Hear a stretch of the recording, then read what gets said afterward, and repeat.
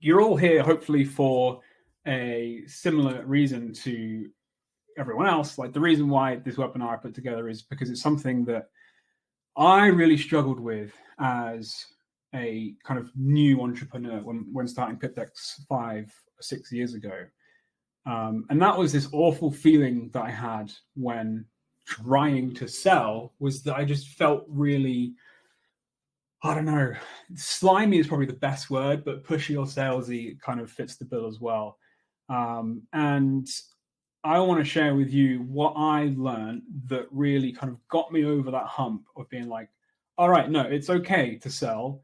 In fact, it's easy and it's fun, and it works even better than trying to do this hard kind of pushy sell that everyone thinks that you should do. So in the next like 45 minutes or so, I'm going to show you how to naturally lead people to buy what you've got without using manipulative tactics and hard sells. And it's a very simple framework, and I'm going to give it to you for free. There's no catch there. And this is a framework that we've used. I think I could definitely say it is responsible for Pip Decks achieving its first 7-figure in sales.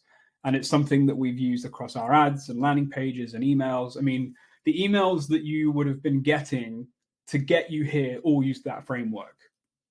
It's all something that we kind of practice a lot of Pip Decks. And if you recently picked up copywriting tactics, this stuff is almost like the fundamental bedrock you need that kind of copywriting sits on top of. So storytelling is a huge part of the DNA at Pip Decks. Steve Rawling, the author of Pip Decks, is amazing, and I'm really excited to share with something that he's put together for you guys at the end. So stick around for that. But should we dive right in? Are we all good, Jacob? There's a lot of people in here. Yeah, we're all good to go. I'm going to try out a new thing as well. I'll show you in a second. Oh, wait, maybe I can get it going now. Should I get it going now? No, I'll bring it in a minute. When I get into the framework, I'll show you my fun little technical thing. So this is for, if you're wondering, like, should I be wasting the next 45 minutes of my life listening to me talk? Hopefully what I'm about to say will help you decide if you should stick around. So if not already, this is for entrepreneurs and business owners. And that qualifies you if you are, an independent coach or consultant who's trying to get clients, but you're kind of struggling to convert leads. You're getting interest, but you're maybe not getting people to commit. Coaching can be really expensive, and there's a lot of storytelling involved to try and actually get people involved in that. And if you're doing a pushy hard sell, it's not going to work, and B, it's not going to feel nice. Small business owners, you might even own a physical store. You might be like us, where you're selling physical or digital products online, or anyone with any kind of service. Like, this is for you to be able to make more money by selling in a way that feels more natural, so that you can actually enjoy making money rather than it feeling like this awful thing. And if you're brand new to Pip Decks and you don't have storyteller tactics, and storytelling is still kind of this like buzzword to you, I'm really excited that you're here, because using storytelling is probably the most powerful needle mover in anything that you're doing marketing related. So I'm going to show you this framework now that helps you craft your own stories that sell. And I think that's the key thing, is like, we're all very good at storytelling, we just don't know it, and actually a little bit of structure goes a long way. So before I get into that, there may be some of you who don't know who I am or what Pip Decks is. So I started Pip Decks about 5 or 6 years ago with, do I have a workshop tactics knocking around? With one deck of cards. And this deck of cards was something that I made. Thank you very much. There we go. Can you just like put a thumbs up if you have workshop tactics in the chat? This was the first Pip Deck we made. And well, I made it was just me back then. And I made this because I was frustrated with my job as a UX designer, and I really wanted to help my colleagues with workshopping. And in effect, it's like it basically is a secret design process disguised as a load of mini workshops. It's fantastic for problem solving. And that was just a side project. And now it's boomed into, over the last 5 years, we have like 250,000 customers. We have clients like NASA. Can you believe NASA has workshop tactics? Google, Harvard University, all the universities seem to love this stuff. And even the US Army, which I have mixed feelings about. But now, 6 years on, we now do 8 figures in sales a year with a teeny tiny team. And that is only possible because of the way in which we do marketing. Like, we wouldn't survive if we didn't have the capability of storytelling. But if you go all the way back to when I first started, like, I didn't think of myself as a storyteller. It wasn't even a thing that crossed my mind, but nor did I think I was a marketer either. You got people like Stephen King and Seth Godin. I could say Stephen King's a storyteller, Seth Godin's a marketer. Like, these people have that title, but I just didn't really ever acknowledge that was something that I was or could be. I was just bumbling around, just trying stuff out and struggling. I really did struggle. And I think a lot of people, when they tell their business story, it's always a nice, neat story in hindsight. But I will have no shame in saying that I really struggled with marketing really early on. I think the thing that tripped me up was I focused so much on, like, they say to focus on the benefits, like what is the benefit of this thing? And that's fine, but I really got hung up in like the features and the benefits rather than actually trying to convince people on another level, that emotional level. So I spent hours creating like detailed like comparison lists, like why Pip Decks are better than books, and statistics about how much time you're going to save using workshop tactics in your meetings rather than just having random meetings, and how many hours of your life you're going to lose and all that sort of thing. But my conversion rates were terrible because of that. Like, I could sell it when I actually, like this, I actually explained it to someone and told the story of why I made it. It kind of worked in person, but actually on the website, I really struggled to convert. So it was really frustrating. And I knew I had something good because of the response I got when I was talking to someone. But as with all stories, a guide came into my life, which is Steve Rawling, and he really created what I would call a view quake. He just kind of rewired my brain to understand like what storytelling is and kind of how powerful it can be. And meeting Steve really changed everything for me. Not only did we go on and collaborate to make storyteller tactics, but he taught me something about storytelling, which is that, and this is crazy, like to actually consider this is insane. But he says that storytelling is literally hardwired in our DNA. And what that means is that we're evolutionary evolved. Evolutionary evolved, is that the right turn of phrase? Probably not.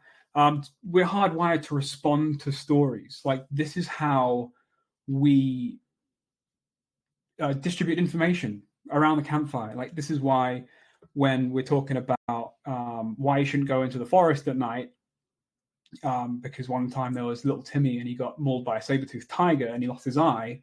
It's like, oh, right, okay, I won't go in the forest then. And then that story carries on through generations about why you don't go in the forest at night. And even then, little Timmy got mauled by a saber-toothed tiger and lost his eye. You can like start visualizing that, versus like, 9 out of 10 children that go in the forest die. Like, that doesn't have the same kind of motivation to act or action. So it's the emotion of, the lost eye, the visual concrete imagery.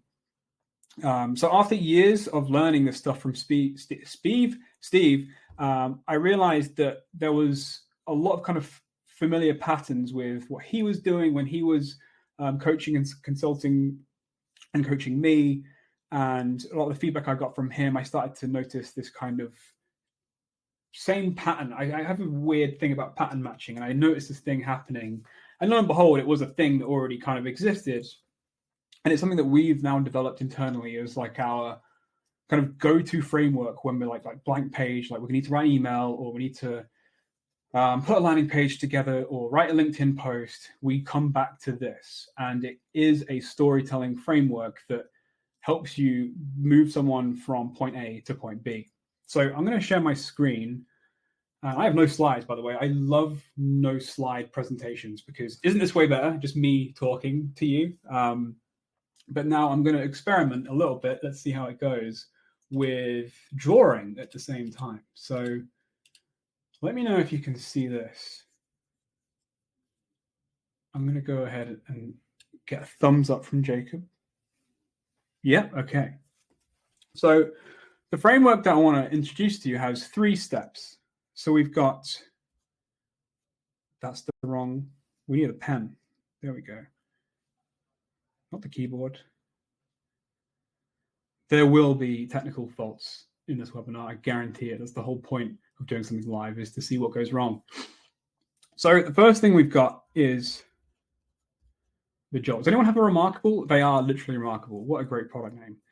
So the Jolt, this is effectively your hook. And why I don't like calling them just hooks, a Jolt really gets across the power of what a hook should do. This is part 1 that we're going to dive into. This is a shocking hook that grabs your audience's attention. And you might be sat there thinking, yeah, I already know about hooks. Great. Like, well, let's see, because there is a significant amount of kind of science and kind of detail to what makes a hook actually work. And I'm going to run you through that.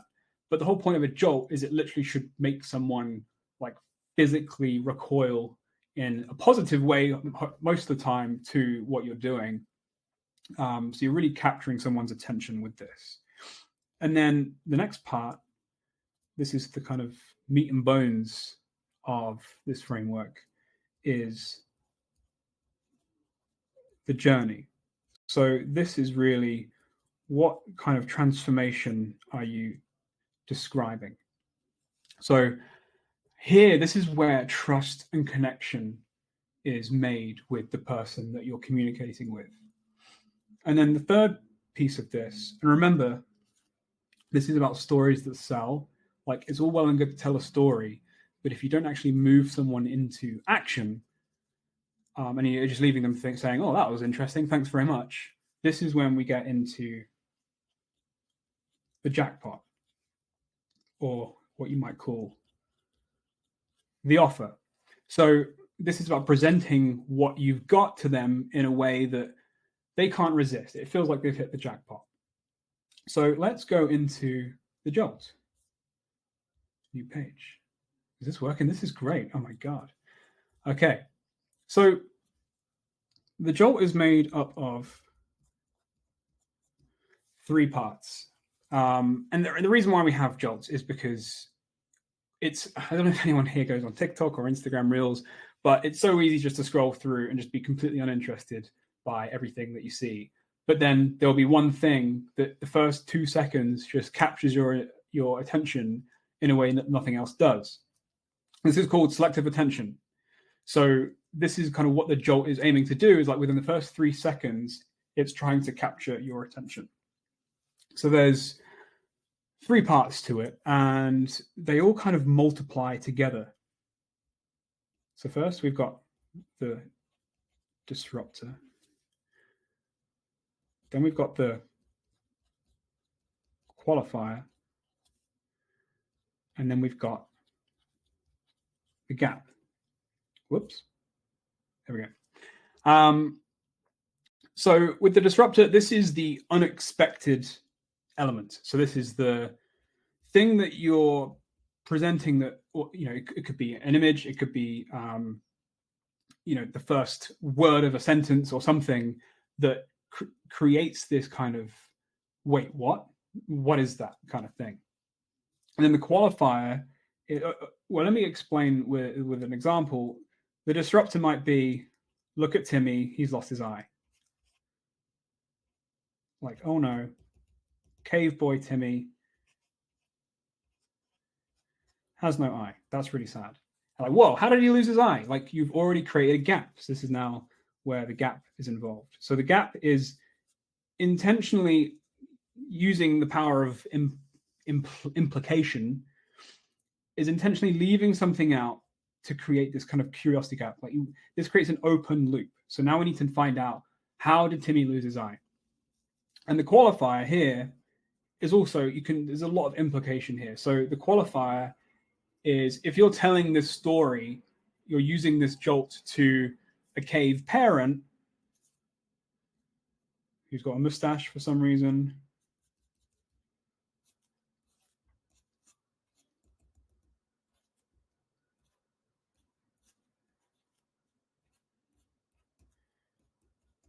You know, they're really concerned about a small child. I mean, most people would be concerned, right? But a parent is particularly concerned that, oh, this child went in the forest and lost an eye. It's like, whoa, what happened in the forest? You know, so we're talking about willingly excluding people, and by being specific, like, hey, are you a performance marketer who is struggling with Facebook ads right now? Like straight away, you're talking to a very particular person. And so this is the kind of 3-part formula for how a hook or a jolt really works. And you can just use 2 parts. Like you could just have a disruptor and a gap. But if you're missing the qualifier, then your hook is not going to get specific attention that it needs to move someone onto the next part, which is the journey. So you're always really consciously trying to get all 3 of these things working together. Okay, so an example here might be, you know, we doubled up in terms of like running an ad or something like that, or a TikTok video. The opening scripts could be, we doubled our sales in 90 days after throwing away our marketing scripts and using a 3-part storytelling method instead. Now, we doubled our sales in 90 days is an immediate disruptor. Like, whoa, how did you do that? And throwing away our marketing scripts, you're now into the realms of qualifying. Like, okay, this is talking to someone who A, is a business owner, and B, is in marketing. And then the gap is using this 3-part storytelling method. Now, this is an annoyingly powerful word because it's called an unclear antecedent. It means that there is intentionally information being left out. And that's a really quick tip if you ever want to just create an instant gap. And you'll see it all the time. Like, you know, I can't believe that this happened. You know, if I go and tell you that, you know, you won't believe what's just happened in the kitchen. You just need to know. You need to close that loop. So the gap is creating an open loop, and you need to find out what just happened in the kitchen. I don't know why I use the kitchen as an example, but there we go. So the jolt requires that pattern interrupt. So like something visual, something shocking, something unexpected. And then it requires this clear kind of target audience, but then it leaves out a key piece of information that someone is just dying to know. Like, okay, well, how did they solve the problem of, you know, kids running into the forest at night getting mauled by saber-toothed tigers, or what have you? Like, what is the solution to the problem that you've highlighted? So this is, I can dive into this. I could talk about this for another hour, but we've got 2 parts to get through. But this is a really fundamental part. Once you understand exactly how a hook works, you'll start to see why, you know, even if you ask ChatGPT, like, give me a hook, it's going to give you something really, really bad. It might look and sound like a good hook, but it will not work. You do need this kind of level of obsession with getting a jolt to work for them to be really effective. So this really helps make your marketing less of a gamble and more of a science. You know, we're pretty confident now that when we put something together, we know that we're going to get someone to click and open our email. Like, we have like 70% open rates on our mailing list, and that's because we've mastered this part of the story journey. But once you have their attention, you need to keep that attention and then start telling a story. So let's move on to the journey.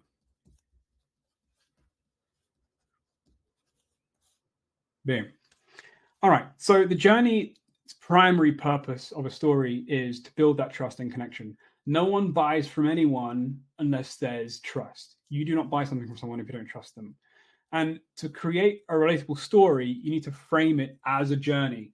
Like, a story that is compelling is about a transformation of character. And it's made up of 5 parts. And this is from, if you've already got storyteller tactics, you'll be very familiar with this. It's one of the greatest kind of story structures to use. This is one we use in the Jolt to Jackpot framework, is rags to riches.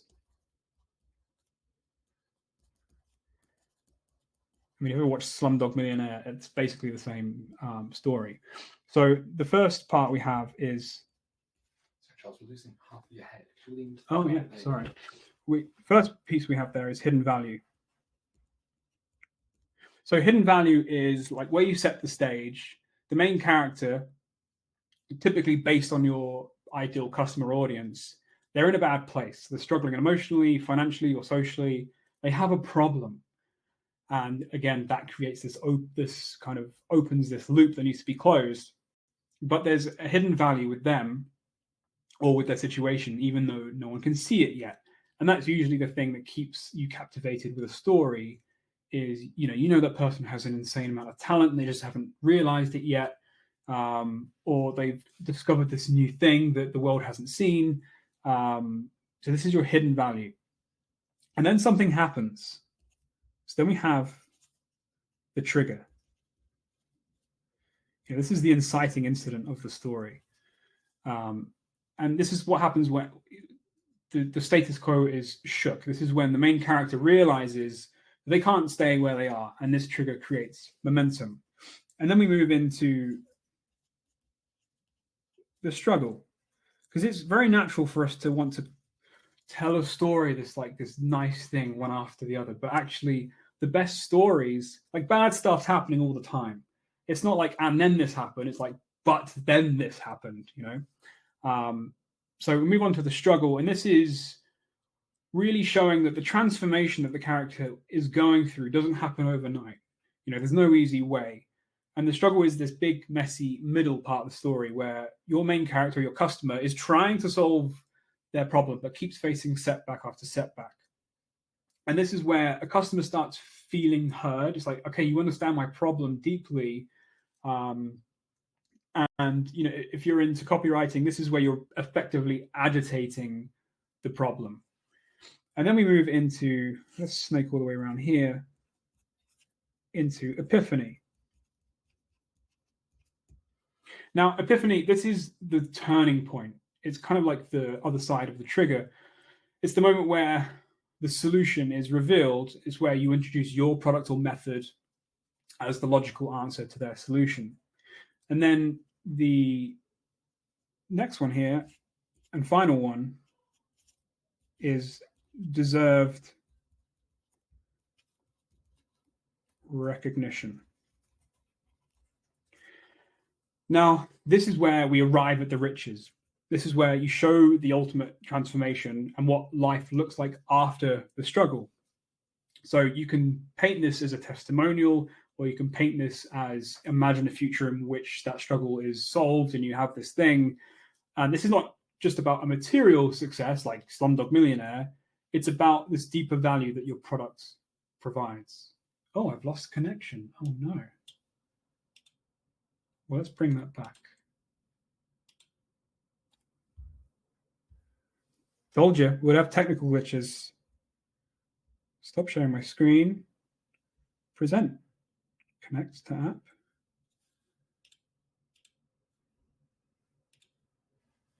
It's back. Here we go. And we're back. Nice. Can I make that a bit bigger? Not really. Okay. The deserved recognition.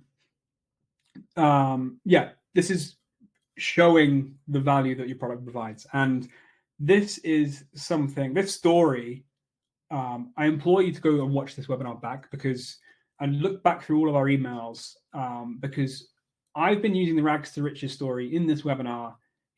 Okay, it's not playing ball. In this webinar, in all our emails that we've been putting out. And so I'll give you the hidden value, like the hidden value. The clue is the hidden value was workshop tactics. As a product I made that, I knew that people out in the world would really like it, but I just couldn't get it there.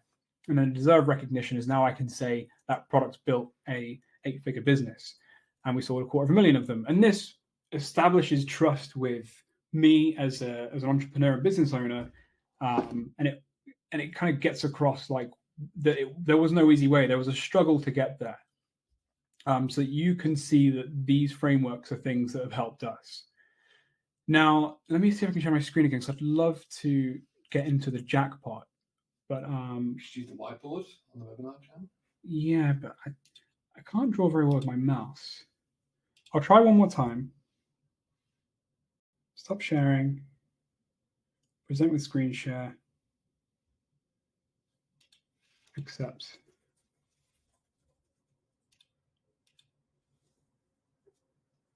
And here we go.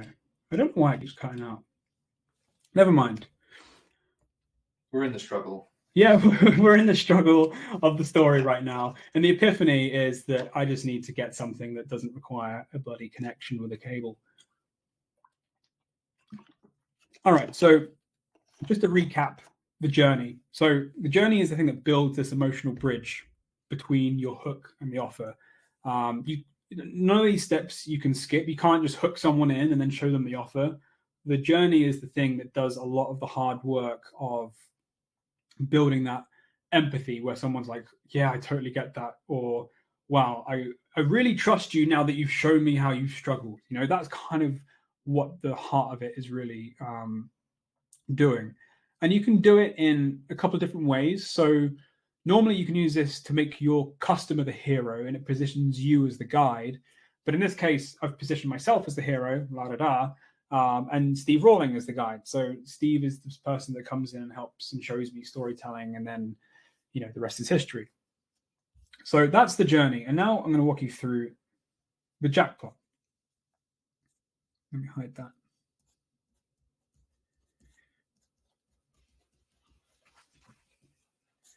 So the hook, the Jolt, is really quite a scientific, formulaic thing that you can do.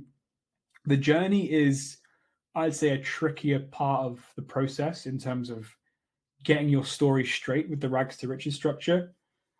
But the Jackpot is really a lot more psychological driven techniques and things that don't really change. Like in terms of offer building, there are a lot of like tried and tested principles that don't really change, that don't require too much kind of tweaking with. You can either chop and change and use things here and there.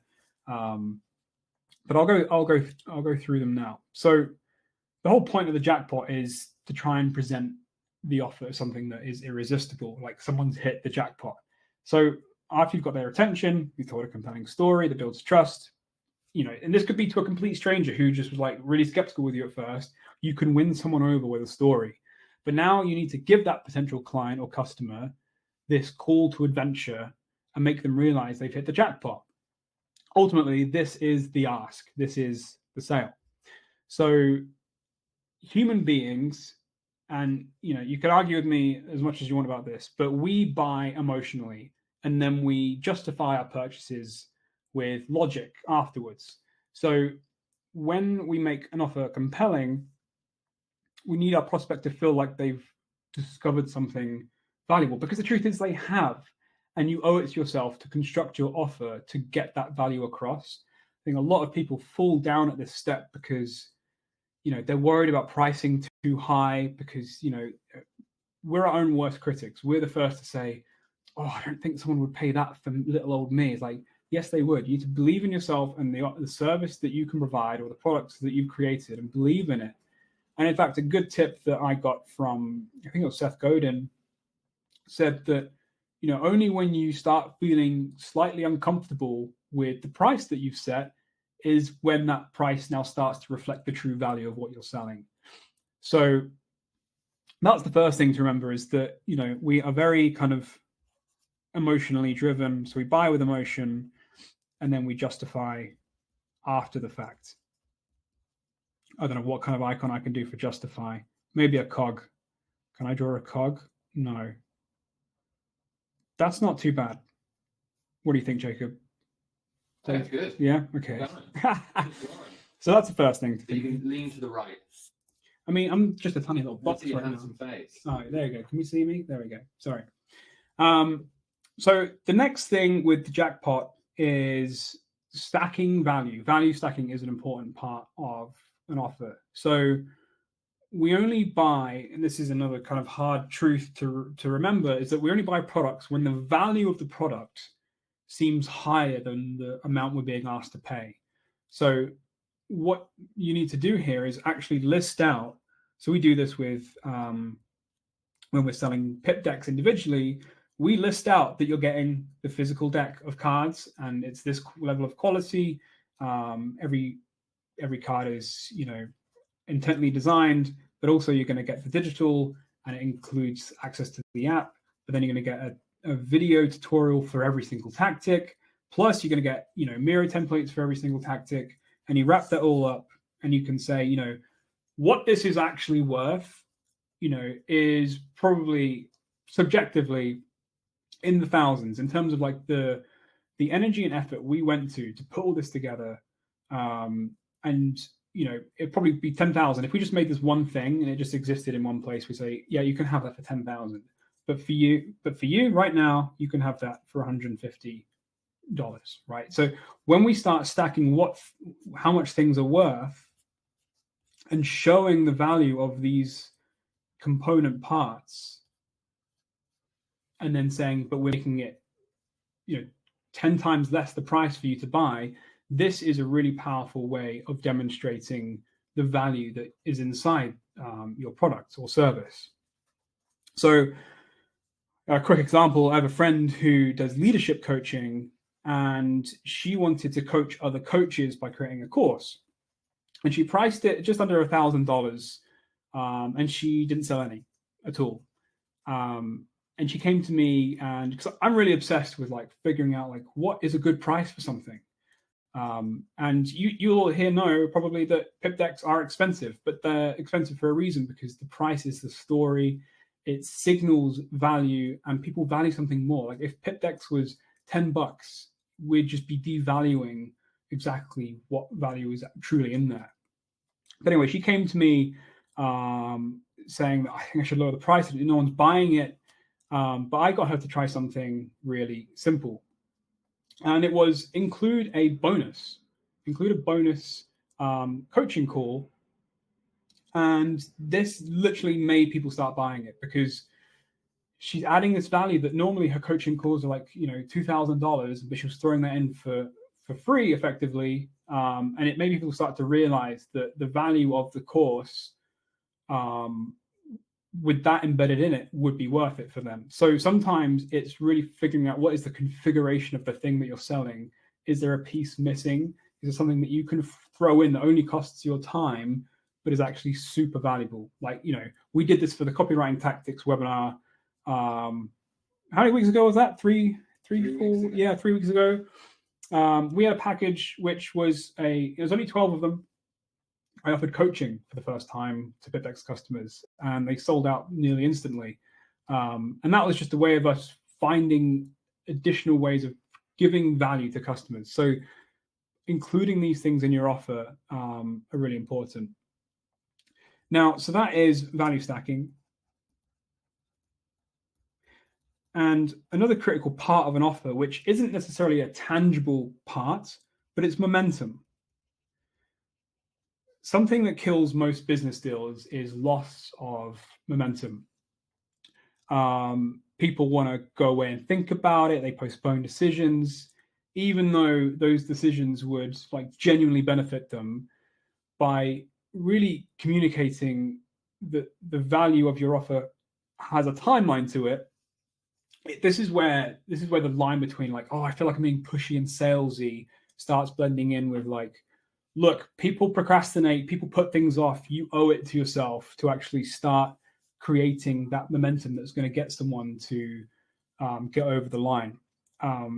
Obviously, pushy pressure tactics I don't believe in, but if you help them prioritize your thing over something else and remind them that, this is going to align with your goals, and if you want to actually put this into action now and achieve the goals that, we've spoken about achieving, this needs to happen now. You can't wait. So creating momentum, and there's lots of ways of doing that. But that's a really key part of an offer. You do need to create urgency. Like we do that all the time with our products. The whole reason a sale works, like a discount sale, is because it's temporary and it's going to run out. There's really kind of lavish examples. Like, I don't know if anyone, I imagine maybe no one here has a Birkin bag from Hermes, but they have like a 6-year waiting list. And this is something that, I don't necessarily agree with doing it to that extreme. They're a fashion brand, but the way they make these bags is exceptional. Like, they take ages to make, and they don't sacrifice efficiency for quality. But their 6-year waiting list increases the perceived value as well of what they're offering. And this momentum is that you're always just waiting and being ready to buy. So that's kind of the other end of the spectrum of how you can use that. Lastly is, let me draw a little bag there to remind me of that one. Does that look like a Birkin bag? I don't know. So the last thing is reframing the perspective.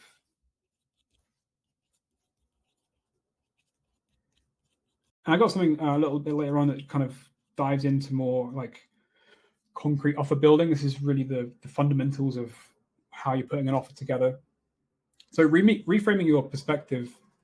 By the way, we got like 20 minutes left if you need to know kind of when this might wrap up. But after this segment, I'm going to go into what we're going to be launching today. So stick around. There's something that's unique only to webinar attendees. So please stick around. So yeah, let me talk to you about reframing perspective. So when customers understand the true value that they're receiving from what you're putting out, the price does become secondary. And that is when you know that you've correctly priced something versus telling the story of the value someone's going to get from it. So it's really easy to like want to lower your prices. And the goal isn't to try and minimize the cost, but you're trying to help your customers see how transformative your solution is going to be. And reframing things as an investment in themselves rather than an expense, these kinds of things. So when you can start to present your offer, what you're going to gain and what you're not going to lose when you get this thing is really important. You can't just whack a price on your service and hope for the best. You need to tell the story about the transformation here. So that's the Jackpot. There is a lot more component parts to this, which I'll share with you in a little bit on how to kind of understand those more. This is probably the kind of most technically complex thing because there's so many ways of like pinning an offer together.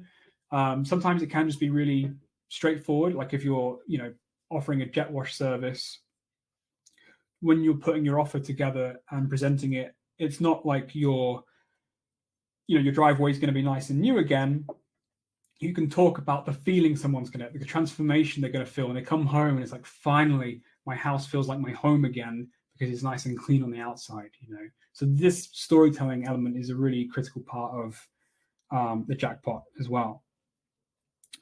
So you might think that, I don't have time to craft elaborate stories. Let me stop sharing my screen here. You might be thinking I don't have time to craft elaborate stories. These don't have to be elaborate. It's really, it can be 10 seconds or less. And I think that's something that people get stuck on is they have to create this grand narrative with their storytelling in marketing. Even like a simple subject line like how Sarah's 27 word email generated $10,000 in 24 hours. Like that's a tiny little story kind of combined into a hook. Or you might be in an industry where people might think that storytelling is just a bit weird. Like, my audience or whatever is too sophisticated or practical for storytelling.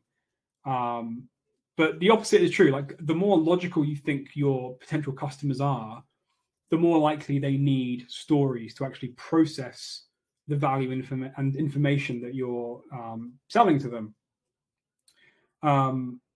Apparently, Steve told me this, that decision-making centers in the brain light up 5 times more when there's a narrative playing rather than just facts. And I think that is like, just remembering that you're lighting up someone's brain in just a completely different way when you're telling a story is, fascinating.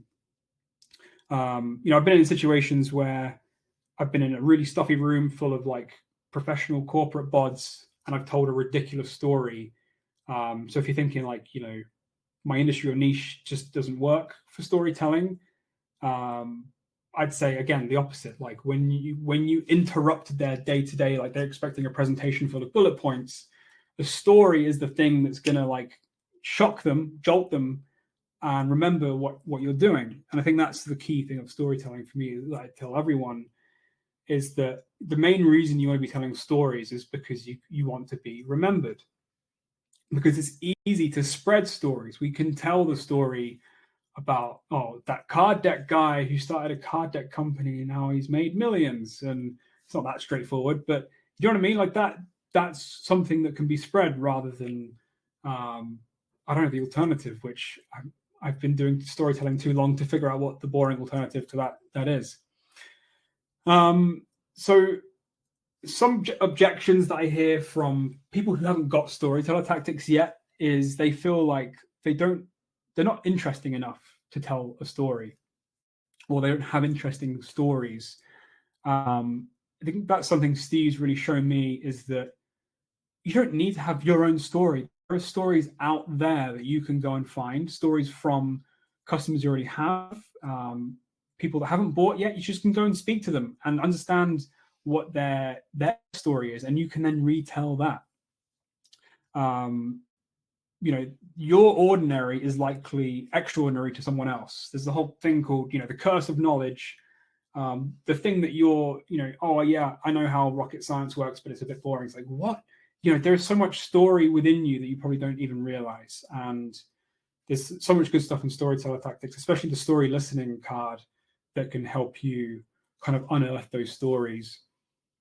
I already hear people saying I'm not a natural storyteller, but like I said to you, like storytelling is embedded in, it's literally embedded in your DNA. Like you can tell a story. Anytime that you've had to convince a friend to watch a TV show, you've been telling them a story about the TV show and why they should watch it. You've been conveying the emotion of how you felt. Oh, I was on the edge of my seat this whole time. Oh, you won't believe what happens in the second season. You've got it all within you. Like it's all there. And I think when you add structure to it and you kind of transpose that from your personal life into the business world, it starts to feel a lot more natural in terms of, right, I can weaponize stories to actually help the business generate revenue.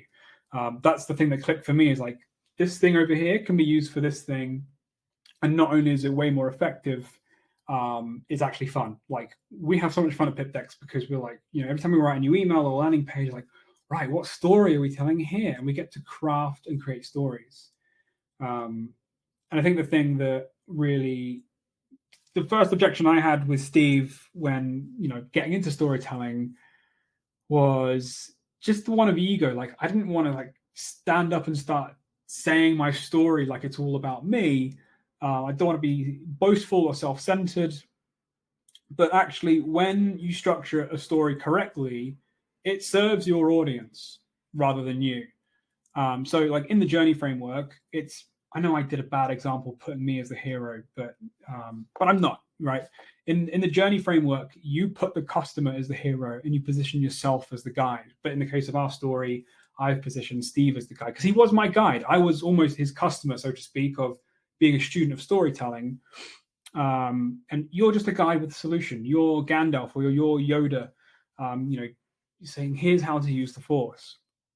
So the moment you realize that your struggles with storytelling are really kind of quite coupled to just insecurities you have, when you start using storytelling in your marketing, it's like one of the greatest kind of assets that you can have. So anyway, I'm going to wrap up on the whole journey to jackpot thing. I want to share with you a quick video from Steve. Steve can't be here today, but I've got a quick video for you of him.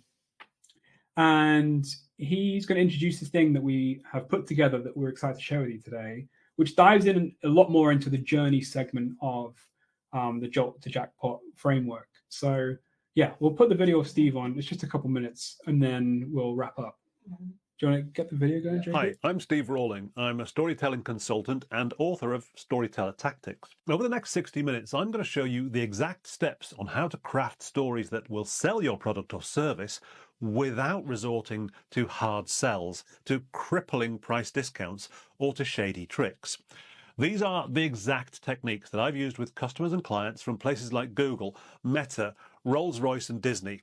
In fact, over 200,000 people are using my methods to tell stories that persuade and motivate and inspire.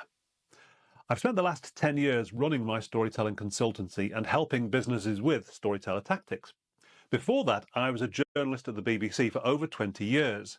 So I've spent my entire professional life honing the craft of storytelling to get audiences to pay attention, to feel something, and to take action. I reckon I've told over 20,000 stories in my career, so I'm pretty sure I can help you tell yours. Now, I'm going to say something a bit controversial here, but you already know how to tell stories. It's built in all of our DNA, dating back to the dawn of civilization. The problem is you lack a bit of structure and confidence to turn that natural ability into useful business stories. And the mistake I see most entrepreneurs and marketers and salespeople make is that they resort to the hard sell. Now, I don't know about you, but anything that feels like a hard sell gives me the ick. When I receive anything that's too spammy or insincere or pushy, it goes straight into my block and delete folder. Here's the most important thing I've learned over the last 10 years of running my own business, of selling myself and my ideas and my experience. Selling is not spamming, hyping, or pushing. Selling is about making a connection, listening to what people need and showing them you've got something of value that can help. And the best way to make that connection is with a story. So in this course, I'll show you how storytelling can transform your approach to selling so you can go from ick to slick, or at least to feeling confident in the story you can tell about the value you bring to the world. Selling with a story isn't about crafting the perfect sales script or becoming someone you're not. It isn't about cramming your product or service into some 12-stage hero's journey or a Hollywood-style plot. It's about clearly communicating what you do, why you do it, and how you can genuinely help people. The best business stories aren't complicated. They're simply well-chosen, well-told truths about real problems and meaningful solutions. In this course, we're going to strip away the mystery and hype around business storytelling. You'll learn some practical ways to talk about your work that feels honest and natural and effective. We'll focus on the authentic stories that already exist in your business, the problems you solve, the customers you help, the unique way you make a difference. Ready to tell your story? Let's begin. Great. Oh my God. Steve is a legend. Like the fact that we get to work with Steve is a privilege. So I'm super excited for you guys to dive into this. I'm just going to share my screen again so I can run you through exactly what it is, and we can answer some questions as well you might have about it. Let me find this. There we go. Can we see this? So the Stories That Sell is a kind of Pip Decks first. It's a masterclass with Steve. So it's an hour-long pre-recorded video and workbook that is something that we've been wanting to do forever, is to just get Steve in a room and say, what is the biggest problem our customers have and how can we directly help them solve it with something that they can work on at their own pace. So this is really Steve helping you dive into that journey element of the Jolt to Jackpot framework, but it also escapes that and becomes its own thing, this own kind of tool that you can apply to all of your marketing efforts. So this has been in development for a good 4 to 5 months. And as you know from the stories I've been telling, like Steve's mentorship and coaching for me has been transformative. And everything in this masterclass are things that I use with Pip Decks. So I'm going to run you through exactly what you're going to get and I'll send you to this page in a minute. But so yeah, we've got the workbook here. You can watch that video back again. And the workbook is really a way of giving you the structure to work through that it accompanies the video. So you can watch the video on its own in isolation. You can use the workbook on its own in isolation, or you can use the two together. And it's a tool. It's something that you can use over and over again. It isn't something that you're going to do and then like, right, I've learned that. I'm now going to forget it. This is a tool that you're going to come back to again and again. It's like, right, I need to make this page. I need to make this email. I want to do this event. How do I tell this story? You can come back to this, print out the workbook, go through it again. You know, I'm doing that all the time. So because I have terrible memory and I just need those reminders. So we're going to go all the way down here to, this is also something that you're going to get. There's two options, a regular and a premium option for stories that sell Masterclass. So everything I've talked about in terms of the Jolt to Journey Jackpot framework today, I've put all of that into this guide that you're going to be able to get today as well. So if you're worried about like, oh God, I wish you'd go back and talk about the Jolt, like it's all in here. And it really helps you tie it all together. And then the second bonus we've got is another kind of mini video session with Steve, where there'll be a lot of you probably thinking, I don't have a business yet. I don't have any customers. How am I supposed to tell a story? We run into that a lot with customers of Storyteller Tactics. And this is something that I think is really going to help you. It shows you 3 different kind of story structures that you can do with examples if you haven't got a business yet or even got any customers yet. And then we've got the case study ebook. So this is really showing you stories that sell in action, because I don't know if you're like me, but there's nothing better than being able to see what an output or outcome of the process looks like. So these are real world examples of businesses that have experienced some sort of transformation as a result of using this process. Now, the fourth bonus is, and you probably will have seen this a lot with everything we're doing at Pip Decks, but testimonials are like one of the greatest business assets you can have. If you can get the story of your customer and display it in a way that other potential customers can see, this creates social proof. It turns your customer feedback into powerful stories that really help your existing customers sell your products. I don't think we would be here if we didn't put such a concerted effort into getting really good testimonials. And there is an art to getting a good testimonial. Like if you just get a testimonial that's like, oh yeah, it's really great, 5 stars, highly recommended, like that doesn't do anything. I mean, it does to a certain extent, but the reason testimonials exist is to really help address objections and hesitations. It's to actually show that what was the thing that really stood out for them that your prospect might be thinking about. So testimonials, there's a lot of hidden value to the power of a testimonial. You know, just seeing like, oh, 100 5-star reviews, that's a different thing. This is really about understanding how to get those testimonials out of your customers. Because if you just ask a customer, can you give me a testimonial? You're going to get such an inconsistent kind of material to work with. You need to be able to build that story. And now the fifth bonus, I'm a little bit biased here, but this is my favorite bonus that we've put together for you. So there's selling, you know, stories that sell, and you're trying to sell a product or service, but stories are equally as powerful at selling ideas. In fact, you know, ideas are only sold with stories, in my opinion. No one's selling an idea with, you know, rational justification these days. But this is almost like a story within a story. This is a story about how I used a story about a dragon to convince an entire department, a massive company, that we should be prototyping our designs instead of just releasing code into the wild and hoping for the best and wasting money. Because believe it or not, that was a hard sell. People were like, no, it's going to be too slow.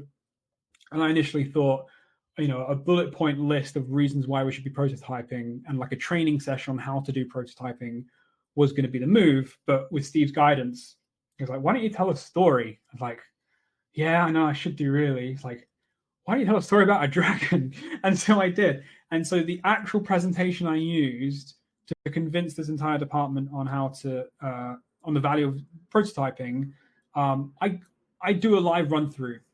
And this happened about, I think, 7 or 8 years ago now. And then I break down the exact framework I use to create that story. And I basically give you the structure that you can steal and apply your own thing to it. But yeah, I'm really excited. I'd love to hear how you guys get on with that one. And as always, like, we really believe in what we create, and I don't want you to buy this and then feel like it isn't the right thing for you. So when you buy this and you put this stuff into action and you start using stories in your marketing and in your sales pitches and, you know, speaking to prospective clients, and you've got that, you know, that 10-second version of your story, that 5-minute version, and that, you know, 10-minute landing page email sequence version of your story, when you've got all that straight, you know, within 30 days, and you're not seeing a noticeable difference in, you know, an increasing conversion rate, or, you know, more prospects signing up to whatever it is you're doing, and you come back to say, look, I did all this and it doesn't work, we'll give you a full refund, like, no questions asked. So this is my belief in how powerful, not only is this course, but storytelling in general. So it's really clear I definitely read this again, but this is a self-study program. So this isn't a live thing with Steve. And the bonuses are only available with the premium option. And we will not be running this for very long. We will be closing it, I think, on the 5th of April. So this is your time to get it now. And I'm in US dollars here, and you can switch your currency on the bottom left hand of the screen. It's going to chuck me all the way down, but I'll go to pound sterling because that's the one I work in. So regular is 497, premium is 543. But all these bonuses, like if we were to sell these bonuses individually, like, again, look, I'm doing the value stack for you. I'm showing you how valuable each of these things are, but we're giving you them with the premium.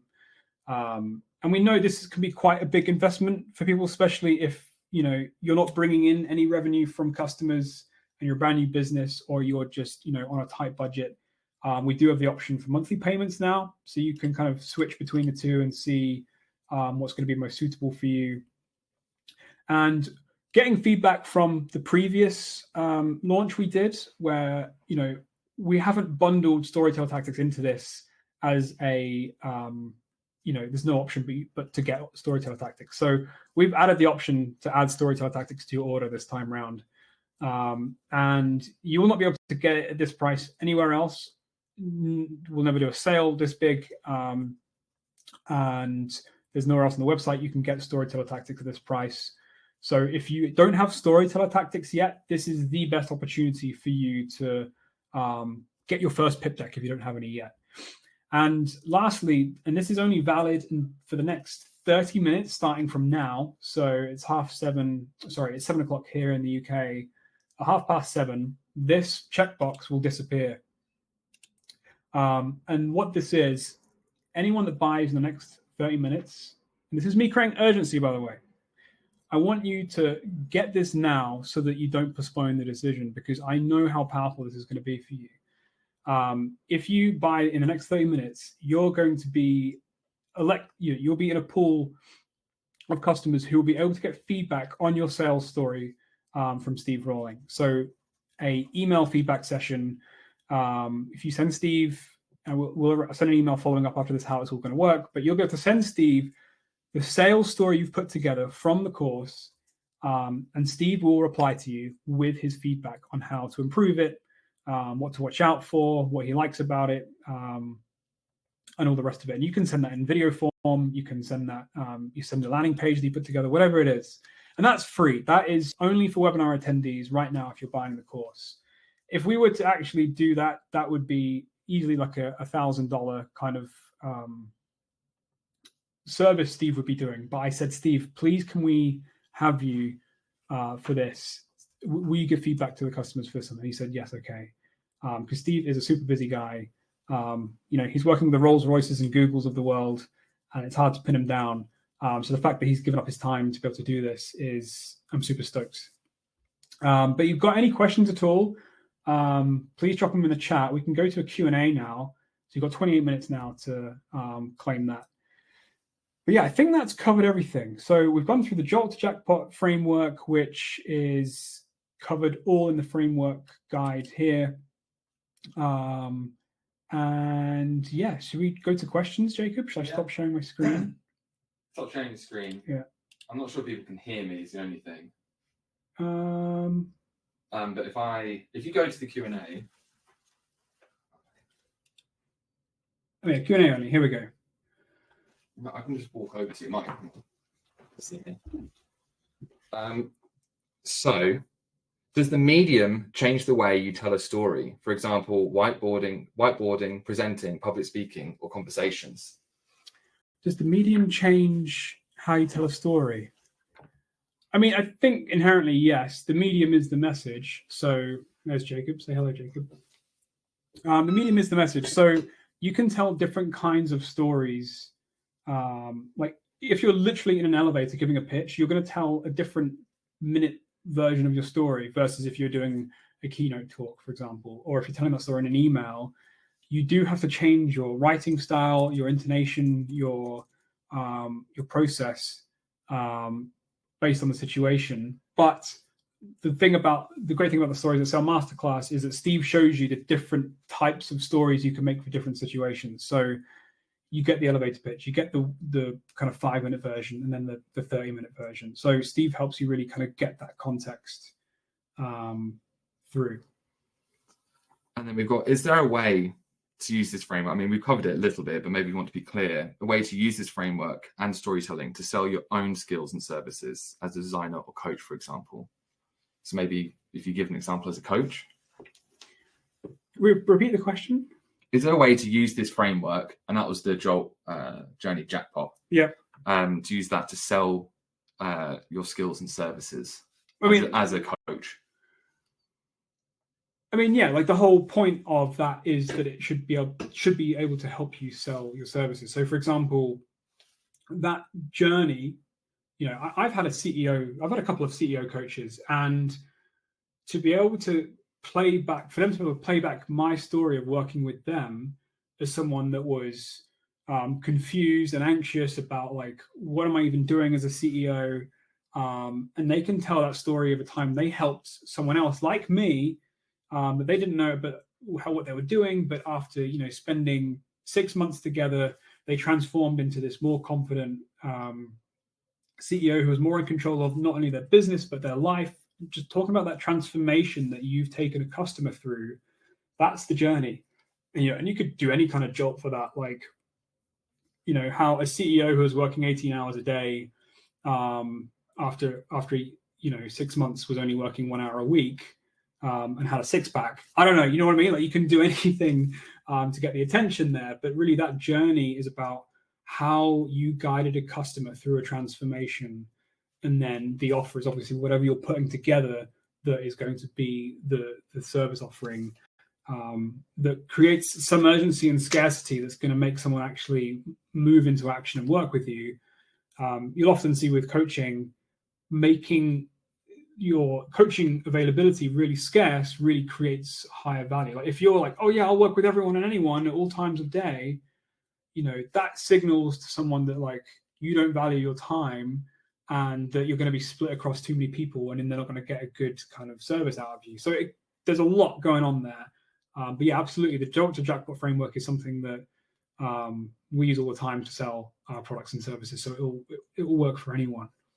Nice. And then for going back to the Jolt in the framework, do you think we've begun to ignore this is from Raymond. Do you think we've begun to ignore disruptor statements because of clickbait articles that make lofty promises and under-deliver? I mean, you might think that, but it doesn't make them work any less. I think we're more attuned to them, and I think we can sniff out the bullshit way more easily. And that's why it pays to actually create hooks that, and this is the thing, the more you know your audience, the clickbait stuff is like trying to get any eyeballs possible. So it's going to say ridiculous things that's going to get anyone's attention because I don't care who you are. They want to click to get that ad impression on their website. But when you create a Jolt that's for a very specific audience, people who are, CEO coaches in Luxembourg who are trying to get their first client. Like there's a very specific audience. And as soon as you know who that is, when you start giving a hook around that kind of persona, you're speaking to them directly. Like if I, say, hey, is your name Charles Burdett and do you live in Stockport? It's like, whoa, yes, that's me. That's probably like the best hook someone could ever give, right? It's like, are you this exact person? You're kind of working backwards from that. And that doesn't use any like clickbaity tricks. And it's only clickbait as well if it doesn't actually live up to the promise of the story. Like the example I gave before, like, oh my God, you're not going to believe what's happened in the kitchen. And then you go down into the kitchen, it's like, look, the dog's been sick everywhere. Like that would have been clickbait if there was just nothing in the kitchen, right? So you can't lie. You can't make a hook that doesn't, you can't open the loop and then not close it in a satisfying way. I hope that helps. Yeah. We're getting a couple of questions, people asking like that, the premium version is only available for the next 30 minutes. That isn't right. The premium version will be available right up until the 5th of April. It's just the feedback session with Steve. Yeah. So only webinar attendees get access to, only you guys now have access to that link, to that landing page. And yeah, only you guys will have access to the free feedback session from Steve. Yeah.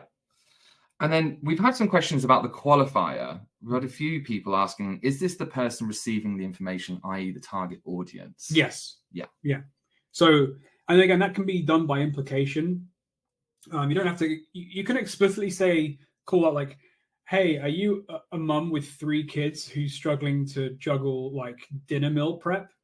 That's a very explicit call out, but there is implicit call outs to qualify, which is like, are you worried that your kid's not getting, enough nutritious food or what have you? And is, mealtime chaos? Like you can start to allude to who you're talking to by the problems that they're experiencing. A single, or a couple that have no kids, they're just not going to relate to that at all. So they're just going to ignore it, right? So you can qualify by implication, or you can qualify by calling it out directly. But it tends to be a little bit nicer and more palatable when you're doing it implicitly. And you get more information across more quickly because you're actually focusing on the problem rather than saying, hey, are you this exact person? Then listen to me. It's like, hey, you're experiencing this very specific problem that only someone like you could be experiencing. Does that make sense? Yeah, definitely. So there was a question that came through, and I noticed it came through this from Denis. And it was when you're talking about the value stacking. Mm-hmm. So they asked, would you do that kind of communication within an ad, or would you do it for a longer VSL? Otherwise, that would be a pretty long ad. Yeah, no, you wouldn't do that in an ad. I mean, the ad is probably doing. It depends on how your funnel's built out, but an ad will have a hook or a jolt, and it will have a story. And you will have a call to action on an ad, which can allude to the first part of the offer. So you can almost have, I'm getting a bit technical here in terms of like exactly how you do that, but an ad would primarily be the hook, the jolt and the journey. And then your offer tends to be, very deeper beyond the journey rather than, having it in an ad. I mean, you can have it in a VSL. That's a video sales letter if anyone's not au fait with what VSLs are. I think the thing is to experiment. Like it's okay to, some people who are doing if they're doing a sale or what have you, and there's a specific offer and it's easy enough to communicate within a short amount of time, then put it in the ad. So it's all context dependent, I think. Nice. And then we've had a few questions. There's one from Tim, and we've had a couple of others about using this format with B2B, and that a lot of people were saying that they don't feel like there is emotion in B2B. I wondered if you had thoughts on that. Yeah, B2B is an interesting one. And by the way, I just got a question about the people logged in late. This will be shared with all attendees after. This recording of this webinar will be shared after. So if you do have to go, you can safely go. As much as I'd miss you, you only have 15 minutes left, or 18 minutes left, sorry, to go and snag that feedback bonus with the regular or premium package. So yeah, Noel, if that's helpful for you, you should get the recording. As long as you've signed up, you'll get the recording. So B2B emotion. So it's true that B2B purchase decisions tend to be made by committee, or the actual decision maker isn't the person that you're talking to, but that doesn't change the fact that you still need to use stories. It's just that the actual emotional connection and outcome that your story is creating. You might need to tell a story for your B2B prospect who you're working with in terms of how you can help them solve their problem. In terms of, I'm trying to get Pip Decks for my entire team, my entire department, but I've got a bit of an issue with like budgets that kind of split everywhere, and you can tell a story to kind of try and solve that problem and present an offer that tries to solve that with that solution. But equally, there'll be another story either above or below that, depending on where you're at with that prospect, in terms of the transformation that you can zoom in and zoom out here. So like the transformation an individual employee will have with your thing that you're selling, your widget or your Pip Deck or whatever it is. And then you can zoom out and be like, and this is the impact it's going to have on the whole department if everyone's using this thing. So that's one story you can tell. That's still wrapped up in emotion. You're still talking about how transformative that's going to be. You're going from a bad place to a good place. And then, you're zooming back into the prospect with, oh, we need to get this thing in. And, do you know what I mean? So there's multiple stories happening. There isn't just this one size fits all story that you just keep repeating and parroting. It was all context dependent.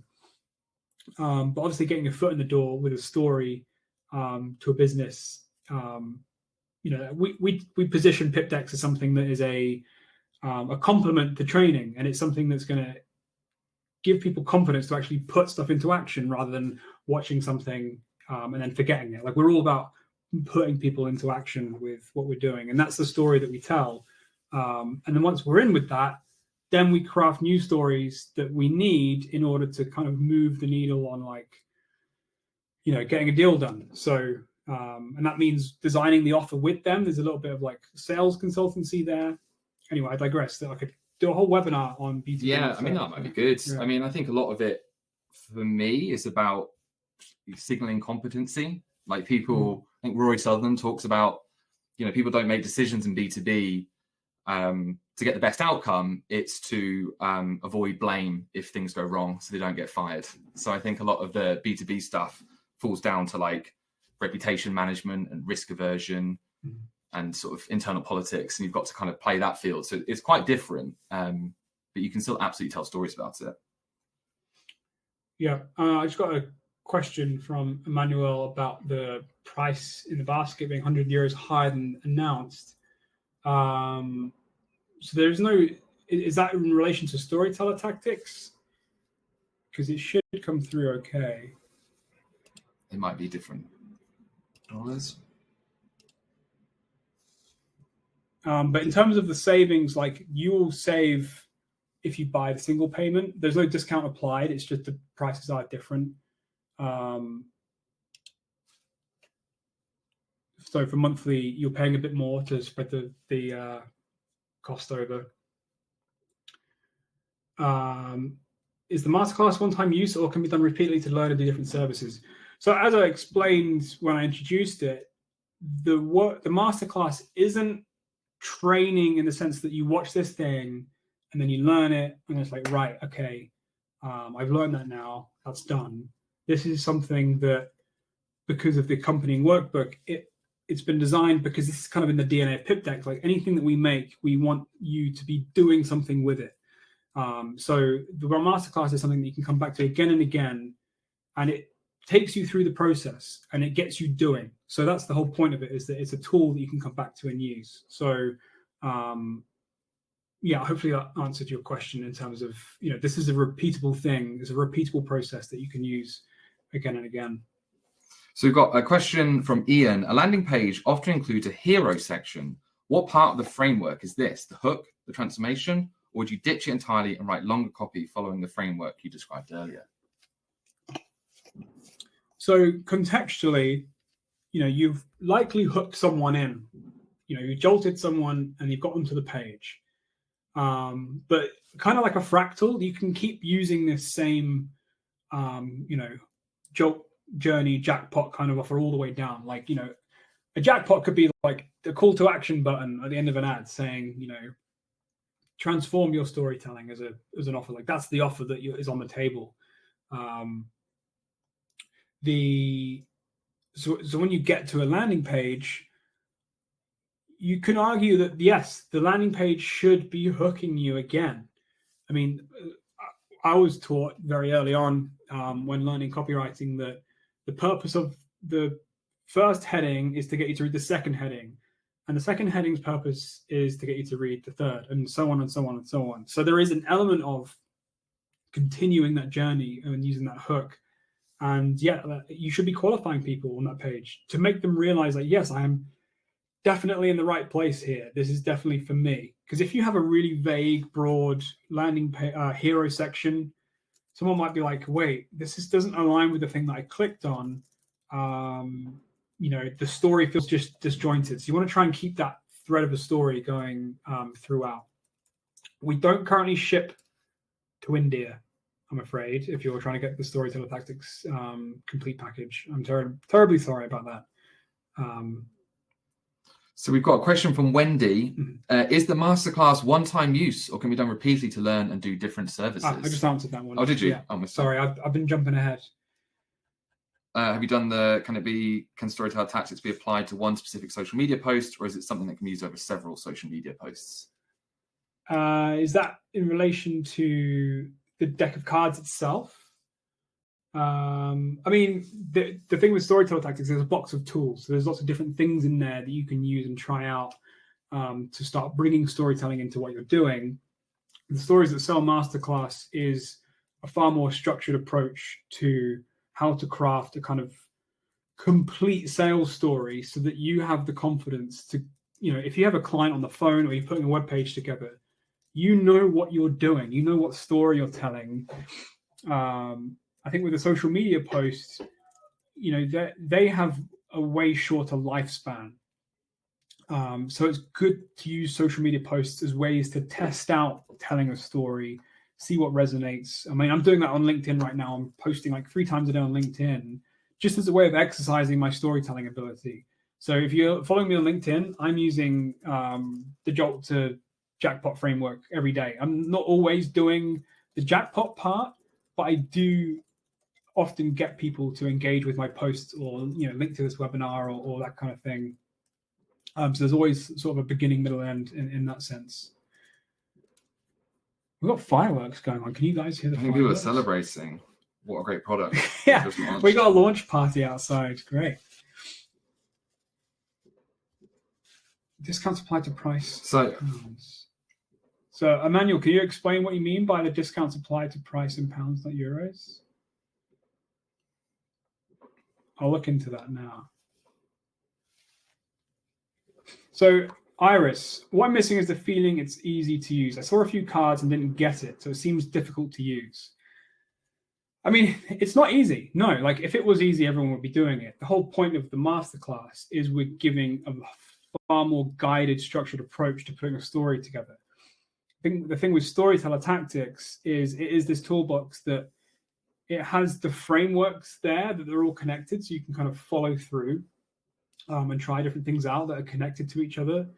And the backs of the cards are really there as initiating prompts or steps to kind of give you something to work with, but they're not going to build the story for you. And doing it on your own is difficult. That's why we wanted to give the opportunity for you guys to get feedback from Steve. But with the Stories That Sell Masterclass, like Steve is guiding you through it. So the whole point is we're trying to make storytelling easy, because when you do get storytelling going for you in your marketing, it does make selling easier, because all you're doing is just telling stories. And when you're telling stories that you know and that are true, then everything else kind of falls into place. So we've got another question of, isn't storytelling a bit fluffy? I just want to get sales. I mean, yeah, if you want to just do sales, whatever that means, more power to you. Like, this is for people who struggle with that, doing the hardball sales process, playing games in terms of like, hardball negotiation or just really kind of like front and center, like buy, just all that kind of thing. Then if that works for you, great. But this is for people who are like, A, I don't know how to do that, sell in that way, and B, I don't want to, and C, I do want to sell because I have a business that needs to generate money. This is a solution for people who, like me when I first started out, didn't feel confident in selling. I felt squeamish. I felt a bit salesy. I didn't want to be pushy. Like being on a webinar with you guys and just talking about storytelling, showing it to you, getting to answer your questions and creating something that I'm genuinely excited for you guys to use. I don't need to convince you if this is something that you don't feel convinced by. This, and that's the thing. When you make something for a very particular problem, and someone says, "Well, I don't think storytelling's going to be useful for me," it's like, okay, then you're probably right. There isn't a lot of money in trying to change someone's worldview. So if you don't think storytelling is going to be useful for you and it's a lot of fluff, then yeah, I guess that's true for you. So we've got another Charles asking, does this class tie into the new copywriting tactics? I mean, it's insofar as copywriting builds upon storytelling techniques, then yes.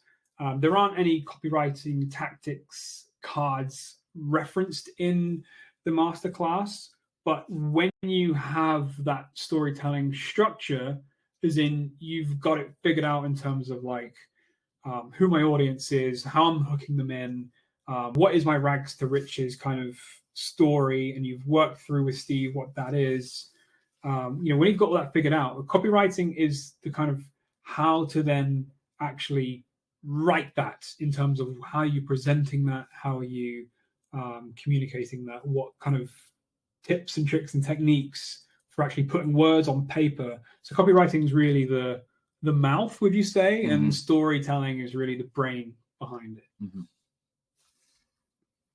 Iris is sort of following on saying, I understand that I have to do it myself. It's more that I look for a tool that's easy to use to get me going. I think you're going to particularly find the workbook useful because it is very much filling the blanks sort of template, isn't it? I wonder if you've, I don't know if you can share like a shot of the workbook again, like a bit of a zoom in, just in the fact that it is, you are being guided a lot more than you would from Storyteller Tactics. Like it is, like Steve is there on video, in the workbook, in bonuses, sort of helping you. And, we're including cheat sheets as well. So we're trying to include as much as we can to help you solve the problem.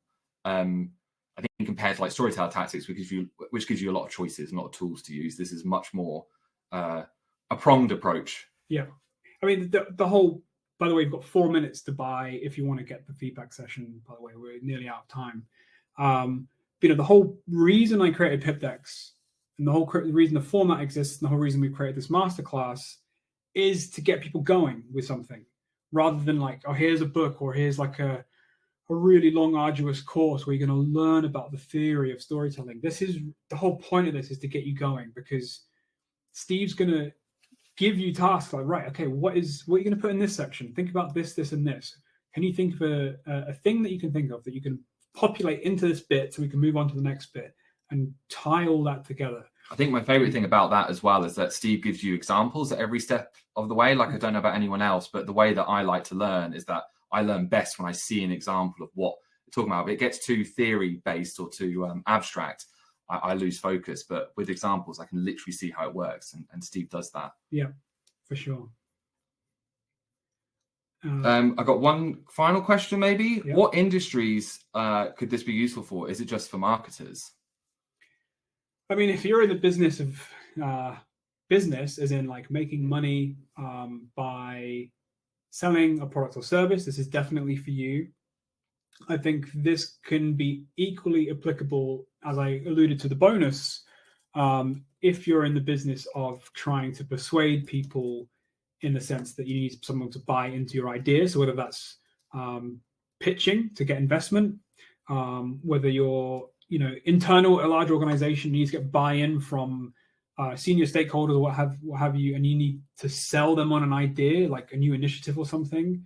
Selling is kind of, yes, we can talk about selling as in like selling products and services and cash exchanging hands. But as I alluded to with the dragon slaying framework, actually selling ideas and selling, that kind of thing is all to play for here as well. So whilst the course is primarily focused on, business owners, independent coaches and consultants and freelancers who are trying to sell their products and services, this 100% applies to anyone who's trying to effectively change the behavior of someone or something in terms of a department or a person that you like.